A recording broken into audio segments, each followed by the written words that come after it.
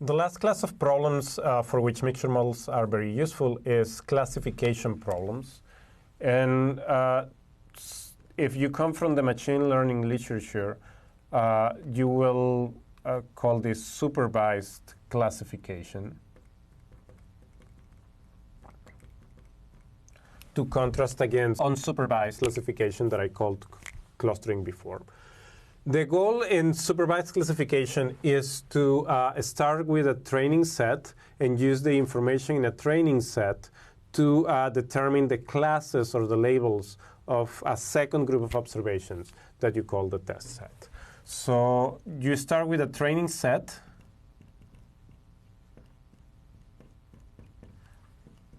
that contains known labels,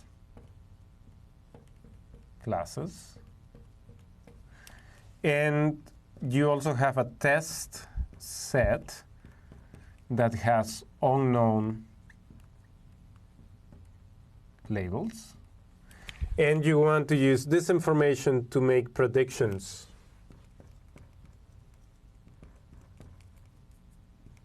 about the test set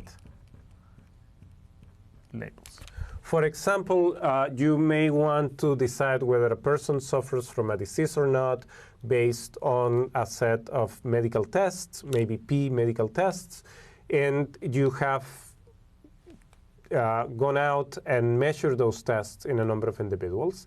And so you know if, and you know those individuals whether they are sick or they are not sick. And based on that training set that is labeled, where you know what the real quality of the individuals is, then you go out and you are going to pick just a random person that comes into your medical appointment, and based on the results of the test, now you want to decide if that individual suffers from the disease or not. So the presence of the training set is really what distinguishes clustering problems from classification problems. In clustering problems, we don't have a training set. We don't have anything that gives us a hint about how the classes look like, and we're trying to do the process of dividing the observations into groups in some sense blindly. And that's why it's sometimes called unsupervised classification, because you can think that the training set provides supervision in how you do the classification.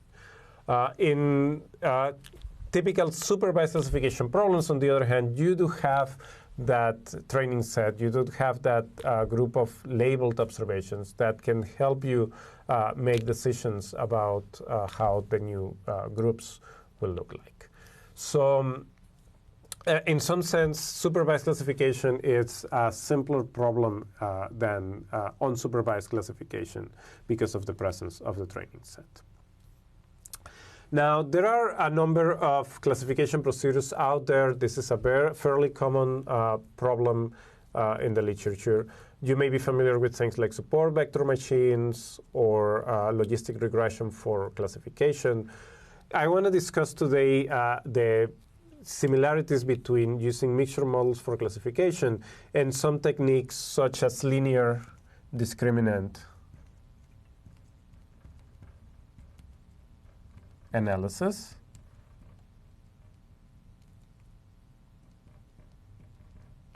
and in particular with naive Bayes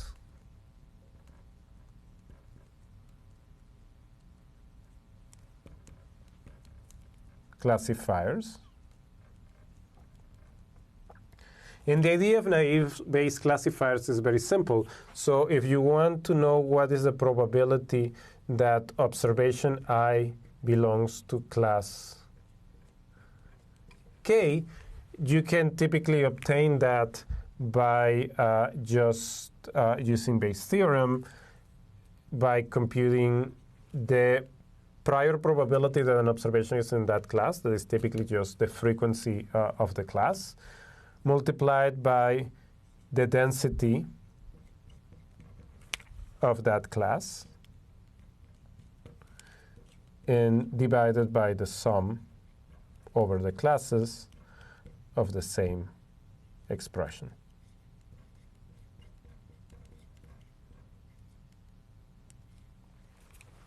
Now, again, this should be very familiar. This quantity here is essentially what we used both in the EM algorithm to compute the BI case and in the MCMC algorithm if you are fitting a mixture model from a Bayesian perspective to sample the class labels C sub i's.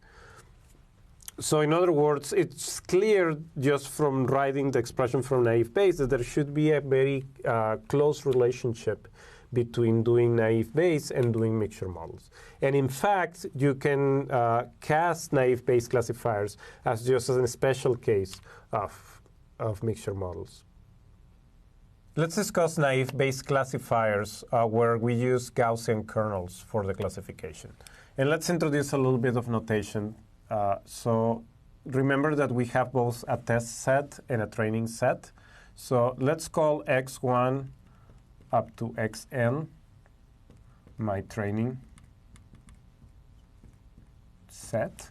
And let's call xn plus 1 up to xn plus m the test set. In other words, we have n observations in the training set, we have m observations in the test set, and we just group the observations together so that the first n in the sample are the training and the last m are the test. In addition to this, because the training set is labeled, we're going to have C1 up to Cn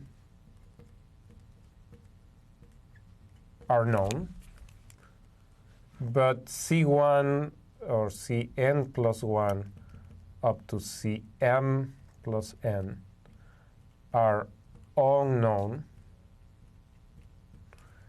and we want to predict them.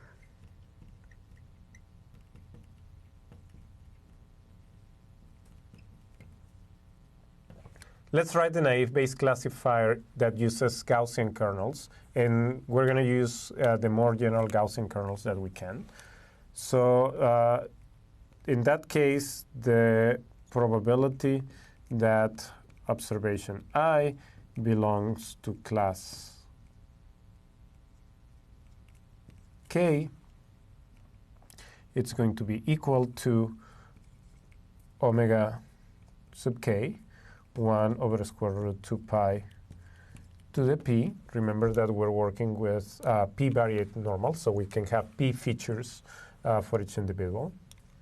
Determinant of sigma k to the minus 1/2, exp of minus 1/2, xi minus mu k transpose sigma sub k inverse xi minus mu k divided by the sum over the components of exactly the same expression.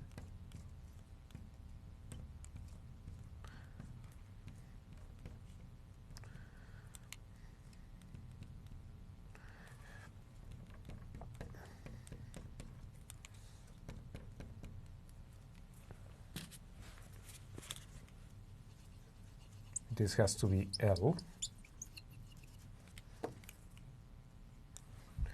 minus mu sub L transpose sigma L inverse xi minus mu L. So this is just Bayes' theorem as we have written multiple times in this course. And so what you would do is you need this expression only for the training set, because for the test set you already know what class you are in. So what you typically do is a two-step process in which you get mu k hat and sigma hat sub k are estimated from the training set.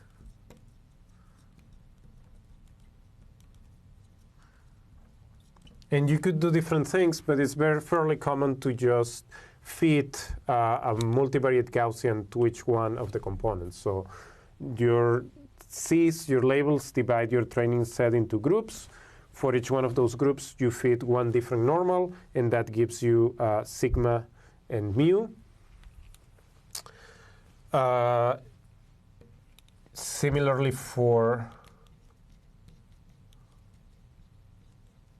omega k, you want to get an estimate for omega k, and the natural thing to do is to just use the frequency, the fraction of the observations in the training set that belong to each one of the classes. And once you have those, then you classify new observations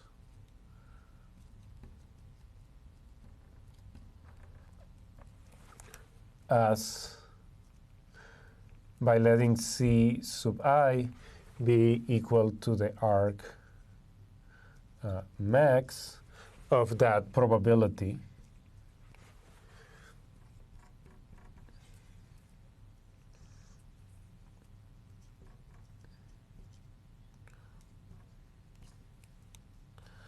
where the probabilities are computed by using, by plugging in these maximum likelihood estimators in this formula up here. And as I said, this is done for n plus 1 all the way to n plus m. So you don't need to do this for the training set. The training set, you know the labels, and you use those labels to compute the MLEs that get plugged into this. And now with the additional observations and those MLEs, you can decide what are the classes for them. So this is what a naive Bayes classifier based on Gaussian distributions for each one of the classes would look like. Now, this is exactly the same as the EM algorithm that we have discussed in the past for mixture models if we make a couple of assumptions, or if we incorporate a couple of assumptions into the algorithm. So let's write down that next. We can recast the algorithm that we just saw for a naive Bayes classifier based on Gaussian kernels in the context of the EM algorithm that we have been discussing for mixtures. And that is very easy. We're going to think again about an E step and an M step, and we're going to add an additional post-processing step, if you will. In our E step, if you remember, what we did in the past was to compute the indicators for the variables. So that is our variables B, I, K. That corresponds to the weights of that are associated with each one of the components. What we're going to do in this case is we're going to define the BIKs in a very simple fashion rather than doing it using Bayes' theorem, because we actually know what observations are, or what components are generating each of the observations in the training set. We can call BIK just 1 or 0 if C sub I is equal to K, and 0 otherwise, for all the observations that go from 1 to n. In other words, this is for the training set. Once we have defined our E step in this way, we're going to have an M step where we compute mu sub k and omega sub k. And to put it in the same way that we did with the EM algorithm, this is going to have a very particular shape. It's going to have the sum from 1 to n of bi k x sub I divided by the sum from 1 to n of bi k. And a similar expression for my matrix sigma. Sigma is going to be sigma sub k. It's going to be 1 over the sum of the BIKs from 1 to n, sum from 1 to n of BIK xi minus mu k xi minus mu k transpose. These are expressions that we have seen in the past when feeding multivariate mixtures of multivariate Gaussians to data. And this is just a fancy way, so casting it in terms of the E step and the M step is just a fancy way to say, I know what my assignments are for sure, because this is a training set. So this is just computing the average of the observations that are in category K, because in this case, these are either zeros or ones.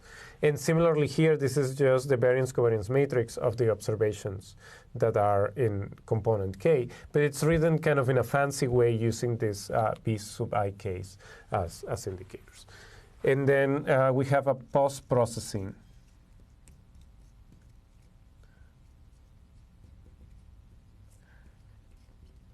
And it's in the post-processing step where the test set comes into play. So for now, we have only used the training set for our calculations. And in the post-processing step, what we do is we allocate C sub I based on the arc max over K of the posterior distribution of the class allocations. So that is probability that X sub I belongs to class K. So this is just another way to write the algorithm that we had before that is very simple in the context of an EA. So why did I go through the trouble of expressing this in this kind of complicated manner when I had a very simple description before? Well, because now you can try to generalize this from kind of this supervised setting where you completely break apart the estimation of the parameters that only uses a training set and the classification that only uses the test set. You can actually try to combine information from both. And it should be clear that if you have training sets that are just very small compared to the test set, the estimates that you get for mu and sigma will be very bad because they will be based on very few observations, very few data points. So if you could somehow use some of the information that you are recovering by doing the classification to help you estimate what mu and sigma are, that will probably give you a more robust, stronger algorithm. And how to do that should be relatively straightforward once you think about it in this context. For the observations in the training set, we have the value of the VIKs, but we could add an estimate of the value of the VIKs for the observations in the test set to this calculation, and we already know how to do that. So we're going to turn the algorithm iterative now. So these guys are always going to be defined in this way because I know the C's, but these guys are refined at every iteration of the algorithm, and I'll just make this essentially equal to the probability that X sub I belongs to class K given the current parameters of the model. So given the current omegas, the current mu's, and the current sigmas. And then I can extend my sums to M down here and down here. And now what I'm doing is, for the observations that I know what class they are in, these weights are either zeros or ones. For the ones that I don't know but I'm trying to classify, they will be some number between 0 and 1. And I'm just going to do a weighted average, so you can think about this again as a weighted average of the information that I know for sure and the information that I'm recovering about mu and sigma from the classification. And so, again, this now becomes an iterative algorithm. So I need to think about t plus 1, t plus 1, t plus 1, t plus 1, t plus 1, t plus 1, and t plus 1. So I have turned what was just a two-step algorithm that didn't require any iteration, I turned it into an iterative algorithm that uses the whole sample to estimate the parameters of the classes. And this is sometimes called a semi-supervised. I don't necessarily like the term very much, but this is sometimes called a semi-supervised algorithm in the sense that it's not completely supervised because of this, the addition of this information and the fact that now the sums go up to m. But it's also not fully unsupervised because I'm using the information, I'm using this piece up here that has information where I know the true labels. And once the algorithm converges, I'm still going to do the post-processing step, that is to go from this BI case that I computed here for the test set to generate what are the labels for those observations.